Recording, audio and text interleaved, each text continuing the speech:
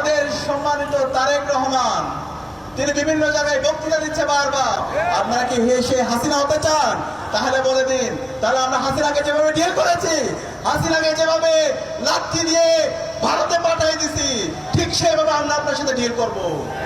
সুতরাং আপনার অবস্থান পরিষ্কার করেন, এখনো সময় আছে। যারা রাজনীতির পরিচয় দিতে ভয় পাইছে গুপ্তভাবে ছিল। আসসালামু আলাইকুম।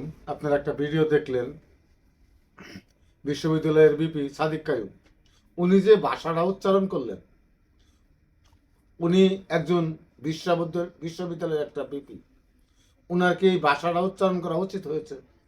একজন দলের প্রধানকে নিয়ে এইভাবে কথা বলা, এই শিক্ষা কি ওনাকে বিশ্ববিদ্যালয় দিয়েছে? এই শিক্ষা কি ওনাকে জামাত দিয়েছে? না এই শিক্ষা ছাত্রলীগ দিয়েছে ওনাকে? ছাত্রলীগের লঙ্গির তুলেছিলেন। দেখো, তোমরা যে ভাষায় কথা বলো, এটা কোনো রাজনৈতিক ভাষা নয়, এটা বেয়াদবি ভাষা। এগুলাকে মানুষ বেয়াদবি বলে। এখনো যদি বিএনপি একদিনের জন্য চুপ হয়ে যায় যে সারা বাংলাদেশে আমরা চুপ থাকবো, তাহলে আমলিগ তোমাদের পিটাইয়া পাছা নাল করে দিবে। জামাত, শিবির, এনসিবি কোনো কিছু কুলাবো না আমলিগের আগে। এখনো আমলিগে পিটাইয়া তোমাদের দেড় ছড়া